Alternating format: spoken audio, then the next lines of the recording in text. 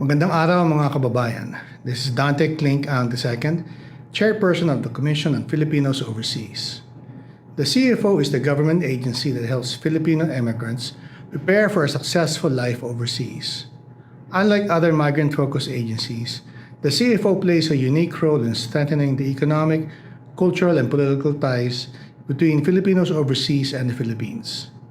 Even before our kababayan leave for foreign lands, CFO equips immigrants with information and helps them easily integrate into their destination countries and prepares them to become successful ambassadors of Filipino culture and excellence. For us at the Commission on Filipinos Overseas, the global Filipino diaspora is an untapped resource beyond remittances, waiting to be unlocked for intellectual, cultural, and national growth. As we strengthen a fabric that connects the global Filipino community through various programs and initiatives, we transform the challenges of brain drain into opportunities of brain gain.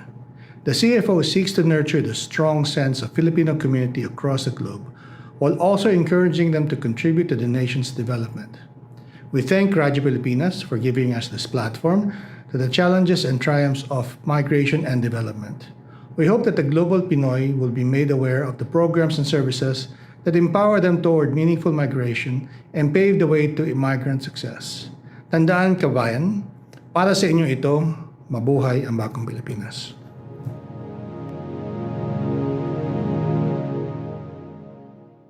Narito na ang programang mag-uugnay sa mga Pilipinong naninirahan sa iba't ibang panig ng mundo. Serbisyong CFO sa Bagong Pilipinas. Serbisyong hatid ng Commission on Filipino Overseas at Radyo Pilipinas World Service. Ang programang magtatampok sa mga proyekto at serbisyo publiko upang mapalakas ang ugnayan ng milyong-milyong Pilipino sa kanilang bansang pinagmulan. Serbisyong CFO sa Bagong Pilipinas. Dito sa Radyo Pilipinas World Service. Magandang araw Luzon, Visayas at Mindanao. Magandang araw po sa lahat ng Pilipino saan man sa mundo. Ito ang Tambalang JK Magracia at RK Peralta. Kayo po ay nakikinig sa serbisyong CFO sa Bagong Pilipinas, handog po ng Commission on Filipinos Overseas at ng Radyo Pilipinas World Service. Ngayon ay Tuesday, August 5, 2025. Magtungo po tayo sa mga balita na may kinalaman sa ating mga overseas Pinoys. Anunsyo mula sa Commission on Filipinos Overseas. Balitang CFO. Balitang CFO. Dito lamang sa Radyo Pilipinas World Service. PhilAm teachers give back to Philippine schools through Balik Turo volunteer program. CFO joins nationwide effort to honor trafficking heroes and empower communities through awareness caravans. CFO partners with CRCFI to craft 10-year strategic roadmap for Filipino diaspora service. CFO backs PBBM's call for investment, urges global Filipinos to invest in the homeland. Nandito na ang mga mahahalagang balita at anunsyo mula sa Commission on Filipinos Overseas. Balitang CFO. Balitang CFO. Dito lamang sa Radyo Pilipinas World Service. Filipino teachers abroad are making a lasting impact on education in the Philippines by volunteering in some of the country's most underserved classrooms. This was highlighted in a recent episode of the Chairman's Report hosted by Commission on Filipinos Overseas Secretary Dante Klink Ang II. The program featured educator and literacy advocate Rizalina Labanda, a retired teacher based in New York. Labanda currently serves as Vice President for Teaching and Research at the Association of PhilAm Teachers of America, or AFTA. She helps lead the organization's flagship initiative called Balik Turo, a decades-long program that brings overseas Filipino educators back to the Philippines to share global teaching methods. AFTA was awarded the 2018 Lingkod sa Kapwa Pilipino Award under the Presidential Awards for Filipino Individuals and Organizations Overseas by the CFO. Now on its 31st year, Balikturo continues to be implemented in coordination with local departments of education. In July alone, AFTA trained 560 public school educators from around 100 schools in subjects ranging from early literacy and math to science and artificial intelligence. The program is entirely volunteer-run and self-funded. Many participating educators come from New York and neighboring states. CFO Secretary Dante Ang II emphasized the significance of such initiatives to the Philippine government's education and diaspora engagement agenda, calling the work of these volunteer teachers transformational. For more information about the Commission on Filipinos Overseas and its programs, visit facebook.com/linkapil. In other news, the Commission on Filipinos Overseas continues to strengthen its fight against human trafficking through national and local initiatives that recognize heroes and educate communities. In commemoration of the World Day Against Trafficking in Persons, the CFO joined the Interagency Council Against Trafficking, or IACAT, in honoring outstanding anti-trafficking advocates during the 2025 Break All Chains Awards held in Manila. The event recognized individuals and organizations for their relentless commitment to ending human trafficking. CFO Undersecretary Maria Arlene S. Borja presented the Prevention and Awareness Award, while Sita Cabais, a 2024 PAFIO Banaag awardee, was honored with the Victim Survivor Champion Award for her advocacy for Filipino domestic workers and the fight against labor exploitation. Also serving as the event host on behalf of the CFO was R.K. Peralta from the Office of the Executive Director of the Commission of Filipinos Overseas. Beyond the award ceremony, the CFO also took part in grassroots anti-trafficking initiatives through its satellite office in Cebu. As part of the 5th Anti-Trafficking in Persons Caravan organized by IACAT Region 7, the CFO conducted a CEP or Community Education Program in the town of Cordova. Supervising Immigrant Services Officer Maria Kimberly Joy Dison presented the CFO's ongoing projects and advocacy efforts to combat human trafficking in the region, highlighting its educational and preventive strategies. The event also was attended by gender and development focal persons, barangay officials, and representatives from the Municipal Social Welfare and Development Office of the Municipality of Cordova, Cebu. More news from CFO. The Commission on Filipinos Overseas is taking a major step towards strengthening its future direction through a strategic partnership with the Center for Research and Communication Foundation, Incorporated. Through this partnership, the CFO will embark on a comprehensive organizational assessment and formulate a 10-year strategic roadmap that will cover the period from 2026 to 2036. The 6-month engagement will include a thorough review of the Commission's programs, structure, and overall operational effectiveness. The goal is to strengthen the agency's ability to serve the Filipino diaspora amid changing global landscapes. The study will provide a detailed analysis of the CFO's current performance, identify gaps, and develop strategic recommendations that will shape the agency's long-term priorities and services. The partnership is expected to enhance the CFO's mandate and ensure that its programs remain relevant, responsive, and impactful for overseas Filipinos and their families in the years to come. Another news from the Commission on Filipinos Overseas. The Commission on Filipinos Overseas is calling on Filipinos around the world to invest in the Philippines in support of President Ferdinand Marcos Jr.'s renewed push for greater economic engagement from global Filipino community. Following the President's 4th State of the Nation Address, or SONA, the CFO reaffirmed its commitment to promoting investment-led reintegration of overseas Filipinos. The agency has been actively promoting its Balikbayan platform, an online gateway that connects Filipinos abroad to business, donation, and reintegration opportunities in the Philippines. CFO Secretary Dante Clink Ang II said that the Filipino diaspora plays a vital role in pushing for the country's economic growth and nation-building agenda. To strengthen this advocacy, the CFO has partnered with Philippine Stock Exchange to encourage Filipinos abroad to participate in local capital market. This partnership promotes long-term investments in the Philippine-listed companies. The CFO has also expanded its Peso Sense campaign, a financial education initiative that uses digital tools, webinars, and social media to teach overseas Filipinos and their families about saving, investing, budgeting, and avoiding scams. In addition, the CFO is working closely with Go Negosyo to promote entrepreneur among migrants, particularly those who are preparing to return and reintegrate into the Philippine economy. Alamin ang mga serbisyong inihahati ng Commission on Filipinos Overseas. Serbisyong CFO. Dito lamang sa Radyo Pilipinas World Service. Ngayong araw, tatalakayin natin ang mandato ng Philippine Retirement Authority or PRA sa kanilang mga hakbangin upang hikayatin ang mga returning migrants or foreigners na manirahan sa Pilipinas, palakasin ang investment climate para sa mga senior citizens at tiyakin ang maayos na serbisyo at proteksyon para sa kanilang kapakanan. Sa ating mga viewers at listeners, iniimbitahan po namin kayo na magpadala ng inyong mga katanungan sa pamamagitan ng pagkomento sa ating Facebook Live at babasahin po natin yan mamaya lamang.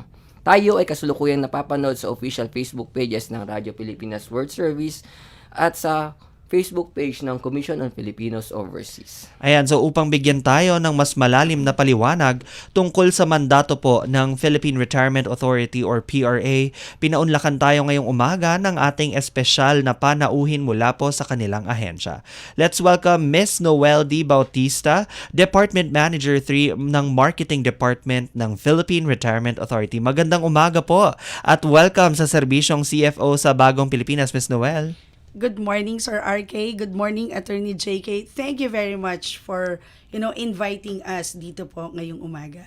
Ma'am, welcome na welcome po kayo dito sa aming programa. Unang-una, nagpapasalamat po kami dahil nagbigay po kayo ng time para sa amin. At hindi lang kayo basta nagbigay ng time, pumunta pa talaga po kayo sa studio natin po. So, talagang appreciated po namin po yung effort nyo para po maipaliwanag din sa mga tagapakinig at tagapanood natin ang programa ng PRA at paano to nakakatulong sa ating inang bayan. So, again po, sa mga kababayan natin, maaari nating ipaliwanag yung naging mandato ng PRA. Ano ba yung mga serbisyong binibigay po ng opisina ninyo po, ma'am? Sige, thank you very much po. Well, para simulan po natin, ang PRA po was created in 1985. So actually, we're already 40 years old na po ang PRA. Ngayong taon po na to? Yes, ngayong taon to. Last July 4, we celebrated our 40th po. So, matagal na po tayo sa gobyerno. Matagal na rin po yung ating program na Special Resident Retirees Visa. Ang PRA po kasi is mandated to promote and develop the Philippines as a retirement haven para po sa mga foreign nationals and kasama din po ang mga former Filipinos. So yan po ay para makatulong po para to strengthen our foreign exchange position ng ating bansa, para rin po iangat ang ating social and economic development ng ating bansa rin po. So through giving po magagandang packages and pamumuhay para ho sa mga foreign retirees who chose the Philippines as their retirement destination. Miss Noel, gusto ko lang maitanong para maklaro lang natin sa ating mga kababayang nakikinig at nanonood ng ating programa. Yes. Nabanggit nyo kanina na former Filipinos. Ito ba ay yung mga bago na ang kanilang nationality or pwede ba yung mga dual citizenship? Yes po, thank you for that one. Pag former Filipinos po, ibig sabihin po, sila ngayon ay holders na ng ibang passport, iba na rin po ang kanilang nationalities. Okay. So, yung mga dati po, yung mga kasama nating mga Filipinos na nag-migrate na po sa Amerika o sa Canada, ngayon po ay American passport holder na, Canadian. Pero, hindi po kasali sa program po namin yung mga dual citizens. Okay. Kasi po, Malinaw. yes, para humalinaw. Para kasi ang dual citizens po kasi, ibig sabihin may passport sila at pagdating nila sa Pilipinas, ay pwede silang magtagal at manirahan pa ulit. Okay, ayun. So, kasama po nung tanong ko, ano-ano pa po ang mga kasalukuyang proyekto o inisyatibo ng PRA upang maisakatuparan ang mandato nito? Nabanggit niyo po kanina yung SRRV or Special Retirement Resident Retirement Opo. Visa. Ang core product po talaga ng Philippine Retirement Authority is the Special Resident Retirees Visa. Ito po yung visa na ibibigay natin para sa mga foreigners na magtitira dito sa Pilipinas through the Philippine Retirement Authority. So, yan po, pag meron po sila nitong visa nito, makakastay po sila dito for as long as they want. May forever sa visa namin. Wow. Oo.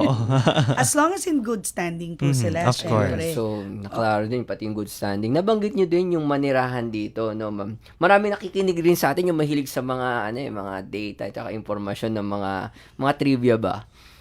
Tanong ko lang, ma'am, saan po ba lugar sa Pilipinas ayon sa datos ninyo ang pinakamadalas na piliin ng ating mga magre-retire dito na foreigners? Yes. Alam niyo po, dito po sa Pilipinas, kahit saang sulok pwede sila manirahan. Okay. Would you believe hanggang ARM po, hanggang Tawi-Tawi, Sulu. Oh, wow. Meron din po tayong mga Nag-aano, retirees. pumipili doon. But most of our retirees po ay nasa mga urban areas. Okay. Like sa Metro Manila. NCR. Marami po tayo dyan. Sa Cebu. Sa Davao. Pero actually, depende rin ho yan. Most of the Europeans natin, gusto nila nasa may mga beach areas natin. Okay. Ako din, gusto ko din. Yun, doon po. Marami rin po tayong nakatira sa Dumaguete, Okay. Subic, Subic, ayun. Tagaytay. Yan, kagaya nung sinabi ko, Davao, Cebu, even Bohol. Meron din po tayong mga nakatira sa mga Boracay, doon sa mga tourist destinations. Oo. Kasi alam niyo naman po, pag foreigners ho na inaalok nating tumira sa Philippines, before they would want to stay here permanently, ay turista muna sila. Right, oo. So, nakikita nila yung ganda ng Pilipinas, umiikot sila, and then, at saka nila pag-iisipan na, pag nagkaroon na ako ng SRR visa, ay titira ako sa Boracay, sa Siargao. Ayun. So, Nakapamili na, Nakapamili nung sila. pupuntahan nila. And these mga retirees po natin na to, hindi lang ho sila basta naninirahan sa isang community. Actually, nakakatulong talaga sila sa isang community because, syempre, yung mga kababayan natin, they can put up businesses within the area. Right, oo. Kikita po sila dahil, syempre, kailangan gumastos po ng mga foreigners. And then, kailangan din po nila mag-employ ng mga kababayan nila. So, additional job opportunities po sa isang komunidad ang pagkakaroon ng mga foreign retirees po. Ayun. Ang galing ni ma'am. Ang tanong ko lang talaga yung data, pero yung Oo, impact niya sa ganda. komunidad, Ang ganda-ganda. pinuntahan na rin ni Tama. ma'am eh. Well, actually, gusto namin nga napag-usapan yan, syempre, yung magiging epekto nun sa komunidad as a Yes, whole din, opo. di ba? Parang sa, micro level naman. Ang galing naman. Gusto lang po epekto. natin talagang ipakita na ang paninirahan dito ng mga foreigners ay may advantages po sa mga Pilipino at sa mga community po. Ayun, partner. Nakuha na yun, ma'am. And baka gusto nyo rin malaman kung ano po yung mga top nationalities natin. Ayun, pwede. Ano nga ba ang mga top Yun na yung nationalities next question natin? ko actually. Opo. Ang Oo, mga top galing. nationalities natin po ay yung mga Chinese from China, Mainland. from mainland China, Okay. meron din pong from Hong Kong, meron din pong mga Koreans ganun. ba meron? And then of course second ang mga South Koreans. Okay. And then po Indians. Makikita niyo Wow. naman po marami rin pong Indians. And then we have Americans, Taiwanese, and then Japanese. Ayun. So marami po. Tapos yung mga pumapasok din po sa top 10 natin ng mga Europeans are the Germans, British, yan po. Australians, marami rin po pala tayo na mga. So karamihan po ng sumasali sa atin ay from Asia. And the Americans, of course, Of course, na opo. retired. Lalo na yung mga nagtrabaho po, destino sa Clark and Subic. Ayun, partner. Yung May mga- tatanong ka, partner. Oh, meron pa din, bukod naman po dito, ma'am, syempre, ano po ito, serbisyong CFO po ito. Nabalitaan po namin na ang PRA po at ang CFO ay may nilagdaan po na Memorandum of Agreement or Memorandum of Understanding. Ano po ba yung naging partnership po ng CFO at saka ng PRA po? Yes, tama po kayo dyan. Last June 18, we had a memorandum of agreement signing with syempre Secretary Clink Ang and our GM, Mr. Bob Zazobrado.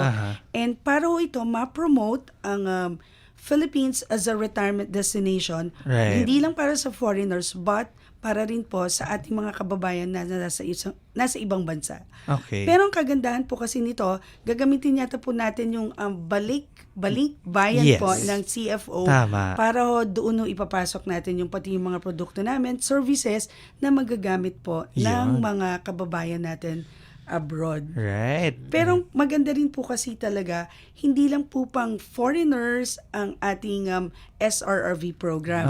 There are business opportunities na bukas po para sa mga Pilipino na nandito sa Pilipinas at nasa abroad. Like una, if they have businesses, pwede po sila maging accredited merchant partners natin. Oh. So lalo na kung meron silang mga resorts, spa, Oo. clinic. So yan po yung way na nakakatulong din ang PRA po sa mga kababayan natin sa isang community. Oo. Kasi additional income po para sa kanila yon. Para din po, meron din po yung mga developers, big developers, yung mga condo projects kung saan pwedeng manirahan din po yung mga foreigners. Meron din po ngayon yung mga retirement homes. There are already mga businessmen, investors putting up retirement facilities, nursing homes para ho sa mga foreigners. At marami rin po doon mga former Filipinos na bumabalik na dito at yung iba po ay doon po nakatira. So those are additional business opportunities.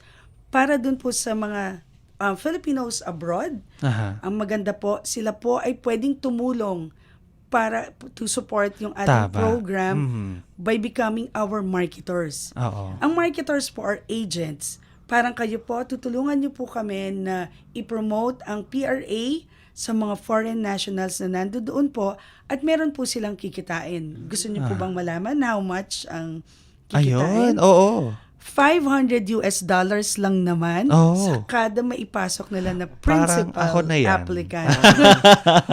Opo. Ayan, Ms. Noel, so maganda na nabanggit mo yan, no? So, para naman po sa mga Pilipinong nakikinig din at interesado dito sa programa ng PRA, gusto natin parinig sa kanila kung paano nga ba pinapangalagaan ng PRA ang kapakanan ng mga retirees. Siyempre, Na-recruit mo na eh. paano kung nandito na sa Philippines? Lalo na sa aspeto ng healthcare, security, at integration sa local community. May Yes. efforts ba tayo dyan? Opo, meron po. Siyempre may tinatawag tayong after service. Meron po kaming programa na tinatawag na We Care Program. Okay. Sa pangalan pa lang po, talagang We Care na po kami. Aha. So, once na naging member po sila, kung meron silang mga problema sa amin, 24/7, matatawagan nila kami para makatulong kami sa kanila. Aha. Aside from those, meron tayong social integration activities. Meron tayong pwedeng parang sa cultural, tinatravel po natin sila sa ibang mga lugar para parang tourist din sila. Okay. Para makita din nila ang iba't ibang lugar sa Pilipinas. Tama. Meron din tayong health and wellness and mental activities. Meron po kaming few months ago, meron po kaming pa-yoga. Ayun. Ayun. Tapos, hindi lang po ganun, may mga seminars po on dementia. Kasi kasama na po. Important. No? So, Yes. kasama sa concern talaga ay Opo. health. So, talagang gusto natin ma-integrate dito sila sa bansa natin. Right. And of course, on our part din, parang nagkakaroon po tayo ng Memorandum of Agreement with the different LGUs. Kasi po, once na nakatira po yung mga retirees natin sa lugar na yon, kailangan po mabantayan din sila ng LGU. Kung okay po ang kalagayan nila, kung sila po kung gumagawa rin po sila ng hindi maganda, at least nasasabi rin po natin sa LGU yun. But of course, meron din po kaming mga security, parang chinecheck din po natin lagi ang background ng ating mga Yes. retirees. Kaya meron po kaming collaboration with NBI, with the police, with the National Security Council. Kompleto. Para ma-check po natin Yung talaga security po. Tama. sector. Lahat, Yes po, para safety and security ng retirees at safety and security po ng mga Filipinos. Ayun. Napakaganda at solid ng mga inisyatibo po. Ngayon naman, ma'am, para ma-contextualize pa ng mga tagapakinig natin, ma'am, meron ba kayong ma-share sa amin ng mga successful nating mga naging retirees dito na hindi namin alam pala, isang holder po nung visa na ini-issue nyo? Meron po ba may mga mabanggit po kayo? Opo, actually yung karamihan ng mga retirees natin, lalo na yung mga nasa early 50s, ganyan, ang kanilang mga negosyo po, kung makikita niyo po yung mga nasa BPO, meron po sila mga ganyan. Yung may-ari po ng Speedo, dito po ginagawa sa Pilipinas yun, retiree rin po natin yun. Wow. So Speedo marami pala. pong mga iba't ibang businesses na tinatayo yung mga retirees natin at nakakatulong talaga sa mga Filipinos. Meron din po tayong mga retirees na mga sikat. Remember po, nakikita niyo po yung mga actors and actresses natin na ang gaganda, mixed ang lahi. Karamihan ng kanilang mga magulang ay members po namin. Oh. Like, kunwari, ang daddy po nila, Gerald Anderson, Okay. nila Daniel Matsunaga, they are members of the program. Meron din po tayong mga sikat. Of course, quality po na retirees ang hinahanap natin. Ang isa po sa atin ay yung si artist po natin, si Juvenal Sanso, Okay. na Spanish po. Yes. Naging member din po siya ng PRA. Ayun. So, Miss Noel, sa gitna naman ng global competition sa retirement migration, kasi alam ko, dito sa Asia, marami din yan. Sa Thailand, Malaysia. Yes. So, ano po ang ginagawa ng PRA upang panatalihing competitive ang Pilipinas? Yes po. Alam niyo po, sa buong mundo, marami na pong retirement visas at retirement programs sa iba't ibang bansa. Tama. Like here in Asia, tama po kayo, Malaysia and Thailand po, even Indonesia and Vietnam, nagkakaroon na rin po sila. So, kailangan po ang Pilipinas, tuloy-tuloy po ang pag-promote natin. Yes. So, hindi ko kami tumitigil para ma-sustain natin at yung awareness po sa ibang bansa. Sumasali po kami sa iba't ibang senior fairs. Okay. Senior fairs in Germany, sa Korea, sumasali din po tayo. Dahil part po kami ng Department of Tourism, kung hindi ko po nabanggit, kami po ay isang attached agency ng Department of Tourism. We join po yung mga activities, tourism, travel fairs, activities na sinasalihan po ng Department of Tourism and ng Tourism Promotions Board. And also sumasali rin po tayo sa mga roadshows kasama po ang TIEZA kasi alam po natin ng TIEZA po na under ng DOT is para naman po sa investment kasi naghahanap din po tayo ng investors na magtatayo din po dito sa Pilipinas sa mga retirement facilities. We have din po sa mga TV, sa CNN, lumalabas po tayo. In-flight magazines, makikita nyo kami. And sa mga billboards outside po, even sa tourist destinations dito po sa Pilipinas. And of course, digital po. Kailangan po nasa website tayo. Right. Meron tayong online na mga platforms na sinasalihan para tuloy-tuloy po na makilala tayo. Ayun. Baka may mga Facebook questions na tayo, Attorney JK. Sa tingin ko, meron na nga. Actually, nakasunod talaga siya kasi yung tanong niya, related dun sa unang nabanggit ni ma'am. Ito po ay question via Facebook mula sa ating isa sa mga tagapakinig na si Daniel Fernandez. Ang sabi niya, ang tanong ko po ay, ano po ang papel ng ating overseas Filipino sa pagpopromote ng Pilipinas bilang isang retirement haven?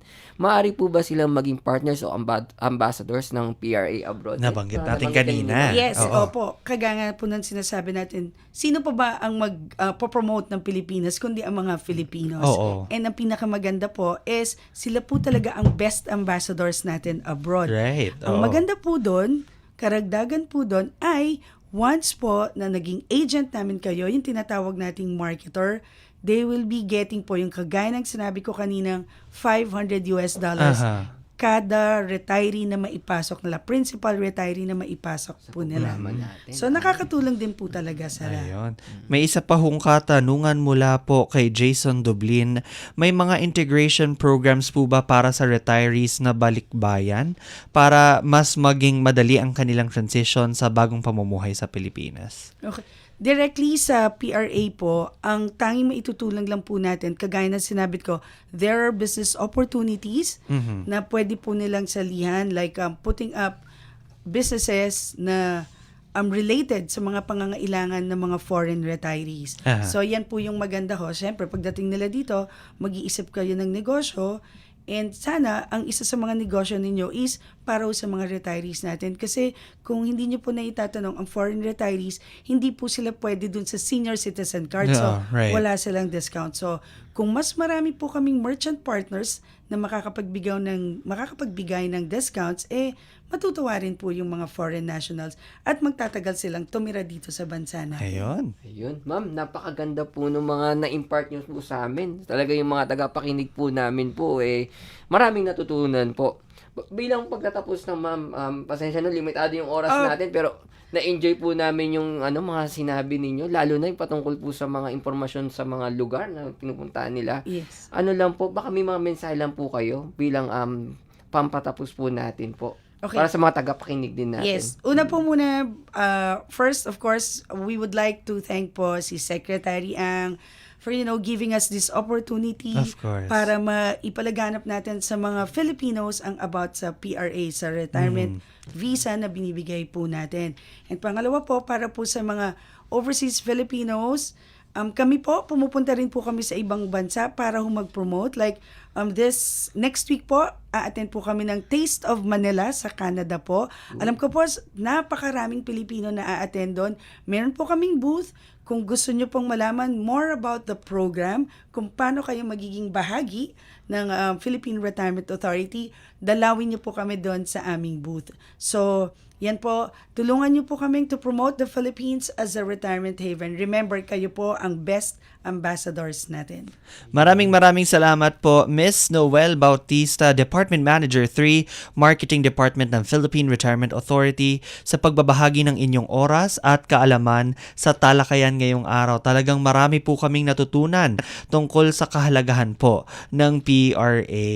Ayun. At syempre, nagpapasalamat din kami sa mga nakikinig at nanonood po sa Facebook Live po natin sa Radyo Pilipinas at sa Commission on Filipinos Overseas. Maraming salamat po.